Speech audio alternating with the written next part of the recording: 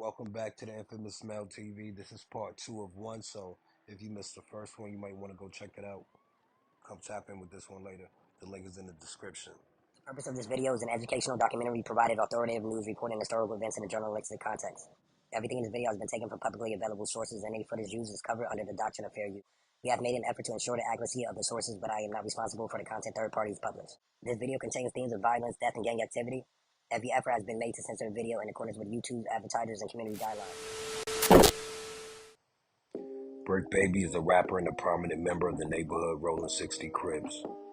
Earlier this year, during a notable interview on the No Jumper podcast, Brick Baby found himself in somewhat a controversial situation that resonated throughout Los Angeles gang community, especially among the Crips under the Rolling O car.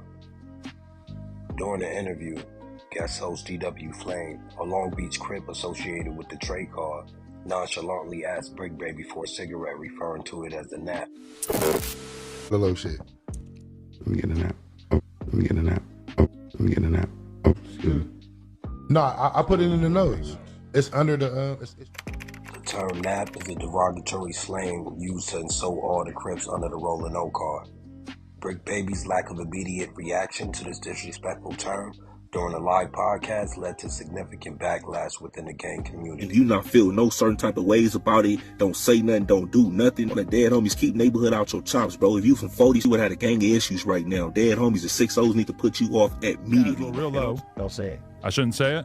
He asked for a NAP. Now, some people may be aware that within Los Angeles gangbanging, apparently there is a thread of people referring to cigarettes as the diss name for their ops. So he basically, without thinking about it, asked Brick for a cigarette and referred to it as a diss for the Rolling 60.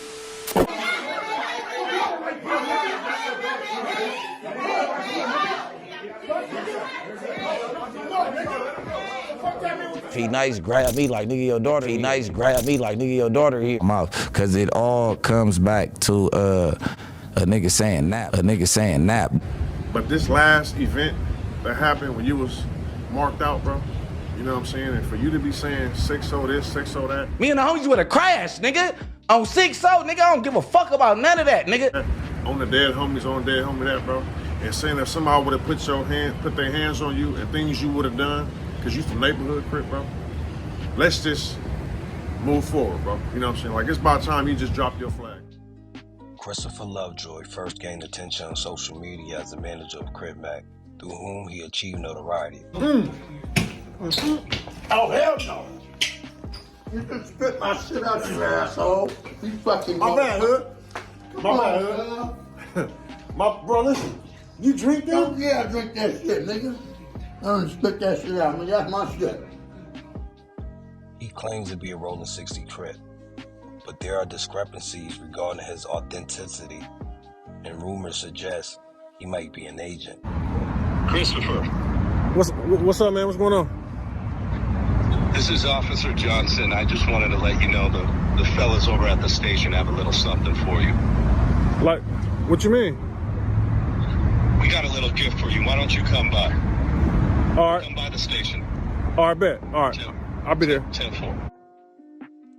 After parting ways with Crip Mac, he became more visible in gang activities, involving himself in unnecessary conflicts and tensions with fellow Rolling 60 members. I ain't stopped going everywhere I go.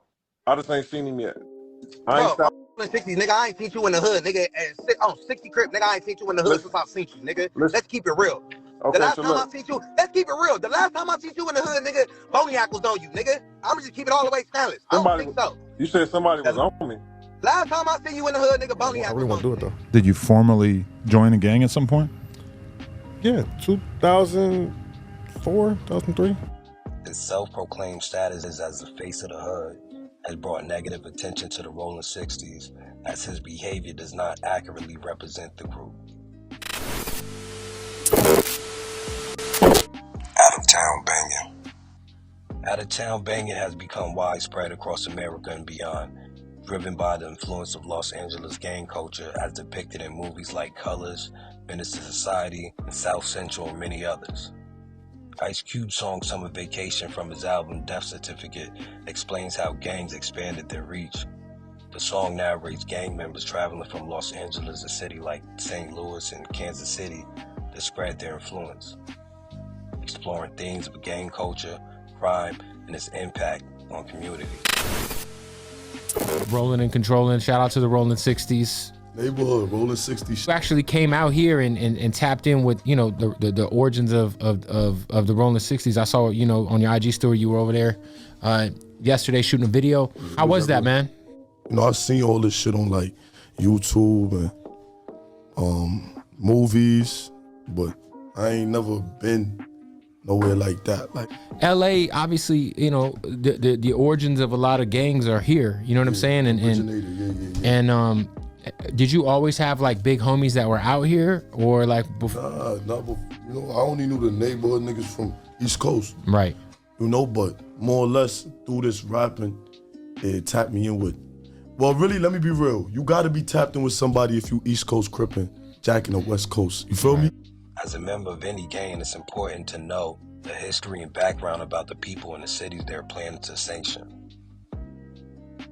In the Rolling 60s case, they have fallen short of making sure this didn't happen.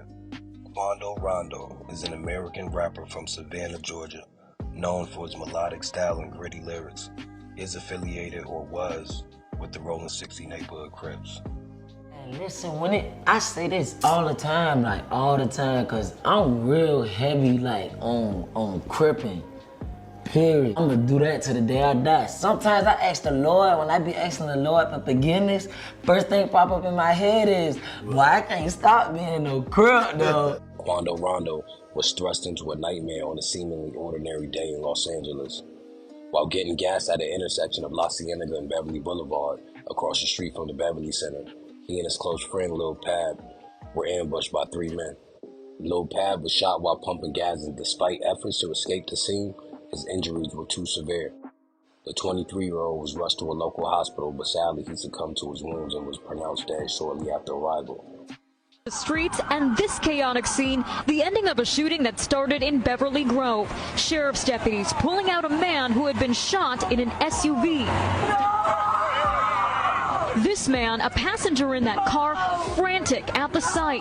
It all started at this mobile gas station at 5:30 Friday evening. The loss was a devastating blow to Quando Rondo, who was visibly distraught in the moments following the shooting. In the days that followed, Quando Rondo took time to mourn the loss of his friend and to reflect the events that had shattered his world. Eventually, he returned to social media, where he shared a few heartfelt posts expressing his sorrow and grappling with the reality of the situation. In one significant post, Rondo made a bold and life-changing decision. He dropped his flag. Dropping one's flag is a powerful act within gang culture, signifying the decision to lead a gang and dissociate from its affiliations. For Quando Rondo, this meant severing ties with the neighborhood Rolling 60 Crips, the gang he had been associated with. This decision did not go unnoticed. Several members of the Rolling 60 Crips expressed their displeasure with Rondo's public renunciation of the gang, taking to social media to address the issue. I'm real heavy, like, on crippin', period. I'm gonna do that to the day I die. If I could be all the way honest with you, man, I don't know what made me. And I ain't crip no more. And I tell that to any crip nigga. How you get out? How the hell you get out? Man, go. But here go the problem. That's what you see when you get a nigga that's in entertainment and y'all like get him up under you and fuck it. Y'all say he can claim the hood, right? And he really don't understand this shit because he wasn't in this shit the way he's supposed to be before all that get to happening. And he just say it and do this and do that. All right, I don't want you no more. That ain't how it go. Rondo talk about he don't want to be NH no more. Bitch ass, blood nigga, you got one dead homie. Hey, blood, you know how many dead homies real niggas got, blood? Fuck is you talking about you don't want to be NH no more, nigga? You already the people, bruh. Ain't nothing like nigga, you was throwing up the thing and banging on the people and talking shit about the people and turned up. Now you don't want to be the people no more. Now you ain't the people. Nah, nigga, you the people. The incident highlights not only the personal tragedy faced by Quando Rondo, but also the complex and often perilous nature of gang life. His decision to step away from the Rolling 60 Crips in the wake of his friend's death marks a significant turning point, one that carries both emotional and social ramifications. So how long you been from the hood now? Shit. You officially got put on, Simple as that. All right. So now you got put on the hood. So now we in the community, we all live here. So what's that right there, cuz? Explain to me what that is. In our community, what that is right there. Hold up. I just want to know what it is from you. I want to hear from you. What is this, bro? This says OHBG Ajax the Low. Crossed out the H. You left the 3 and you left the BK. And you whacked out the H. Alright. So now you struck up your name, Ajax the Low. Now you just put you whacked out HK, BK, and 3K. That's what you put on it. Okay, now I'm just saying, but now you struck that up in the hood though, guys. So now when an A-Trade gangster's riding down the street, or a Hoover, or a Blood, so he's gonna come down Slauson, and he's gonna see that his hood whacked out. Let's get to Cowboy real quick. A close associate of the late rapper Nipsey Hussle and a member of the Rolling 60 neighborhood Crips. He gained notoriety not just for his connection to Nipsey Hussle, but also for his controversial actions within the gang community. Cowboy's criminal history includes a conviction for sexual battery in 1992, which later led to significant scrutiny when paperwork surfaced revealing his status as a sex offender. I hate to ask about this, but I know you responded to it already on Instagram at one point, but there's a certain YouTuber who made a video basically accusing you of having sex offender status for something that happened in the 90s or something. That's not accurate? You said in the video? Me being a registered sex offender, that's public knowledge. 1990, I robbed that parking lot. In the process of me robbing that parking lot, I snatched a woman's chain and I scratched her breast. So maybe 15 years later, coming home from prison, they said, now it's a new law, you gotta register. So wow, that's something I gotta live with. This revelation was damaging, as being labeled a sex offender is one of the most severe allegations in a gang, especially within a respected group like the Rolling 60s. Cowboy also drew considerable attention when he chose to testify in the trial of Eric Holder, the man convicted of killing Nipsey Hussle. And the world still wants to know why. That we want to know why would somebody do that to a person that was leading the whole community? Why? We want to know why. His testimony aimed at clearing Nipsey's name from allegations that he called Holder a snitch was met with the harsh criticism from the gang community. See, shoot cuz. I never seen that. Come on, man. You ain't supposed to do no talking to the police, bro. Nigga, I'm supposed to... Did the DA call you or did the defense attorney call you? Was you the DA's witness, yes or no? I got a subpoena, Was you the DA's witness, yes or no? Prosecutor. That's there you go, nigga. Nigga, there you go. The prosecutor. So you were Eric. Man, I'm done talking to this nigga, bro. Anything after this is incriminating, bro. I'm muting up, bro. Got 23 followers. Yeah, all right, so Cowboy, they said you made y'all made some statements 3 years ago. Shit, y'all wrote a statement 3 years ago. was on TMZ 3 years ago, them statements, bro. 3 years ago, them mother subpoenaed me for this grand jury. Like I said, my only... And you took the stand then, too. Listen, I can't point cuz out. I can't point cuz out. I can't say I didn't give them no more information. That's the only information I'm guilty of giving them, is that I said that bro never called him a snitch. I fully support your decision, but there's politics around it. Because according to how you were raised, you're not supposed to take the stand for any reason, friend or foe. So knowing that, how did you really, decide to do what you did? I felt obligated to do it regardless. The rumors were saying Nipsey called him a snitch. I'm the only one who heard that conversation. Many view his decision to take the stand as a violation of gang's code of ethics. Let me introduce y'all to Tiny Scooter, a notable figure from the Overhill section of the Rolling 60 Crips. Tiny Scooter's journey is particularly fascinating because he was once a member of the Centinela Park family Bloods. During his time with CPF, he was known as Tiny B. Red. Tiny Scooter wasn't always affiliated with the Crips. He and Munchie B from the Inglewood family Gangsta Bloods were known for their frequent presence in the 60s territory. This is notable because gang transitions like this, especially from Bloods to Crips, are rare and often fraught with danger. Here's a tweet from Munchie B subtly addressing the issue. While hood hopping isn't unheard of, it's rare for a Blood to become a prominent Crip, especially within a respected gang like the Rolling 60 Crips. Tiny Scooter's connection to the 60s was cemented by his brother membership in the gang, which likely afforded him some protection. Rumor has it, he used to walk around the 60s territory flamed up and receive the pass.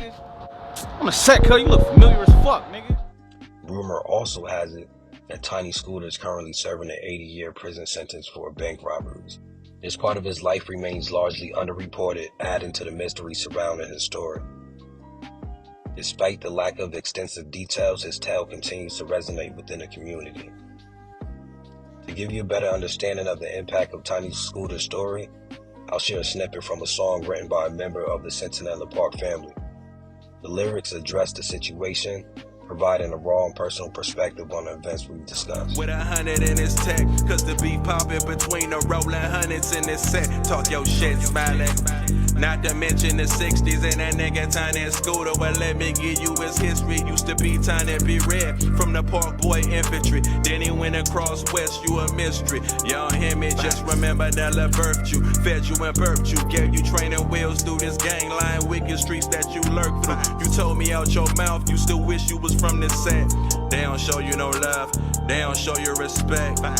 I mean, really, we showed you the steps, but you switch sides, nigga, so they show you the rest. When you look in the mirror, all they show us regret, cause now the streets talking and all they show us neglect. Tiny Scooter's story is a testament to the complex and often dangerous world of gang affiliations and transitions. His journey from a member to the CPF to a prominent Rolling 60 Crip highlights the nuanced reality of gang life. The nigga walking out there vegan, cuz I'm 6'0". The Rolling 60 struggle to maintain unity and discipline reflects the broader challenges faced by gangs in maintaining their power and reputation. A lot of solid prominent Crips come out of that section, from OG Key to Rock, Big D, Baby F-Bone, OG Big Mumbles, and many other reputables. But like every big neighborhood, there's always a few. Honorable mention. Although he is not from the Rolling 60s neighborhood Crips, Black Sam has played a significant role in the community. Despite multiple legal battles and pressure from the LAPD, he rebuilt the Marathon store and maintained his empire. He's in New York signing this deal to Sony. Fast forward, get out, nothing, lost everything, lost the shop, across the street hustling. We end up getting a new shop. You know, Crenshaw come out. It's big, moving forward. It's coming to remodel and get this new. In a rare interview with Big Boy, Black Sam, the brother of the late Nipsey Hussle and the Crenshaw legend, discussed the challenges they both faced. Sam also hinted that his brother's killers were sent with a specific job, raising questions about gang ethics and internal conflicts. He was supposed to do a job, or somebody sent him or whatever, and he was nervous. He was supposed to hit that alley with that red shirt immediately, but he didn't do that. He came in and he wanted to check the scene. He wanted to make sure he wasn't getting into a shootout. And that's my thoughts on it. You understand? So, and can't nobody tell me nothing about that, because it just don't make no sense. It's not random, you know. I know hustle. Well, that's it for today's episode. If you found this video informative, please like, share, and subscribe to our channel for more deep dives into the stories that shape our world. Don't forget, y'all niggas be safe. There you go, right there. You got it. Turn off the lights. Hit the lights, nigga.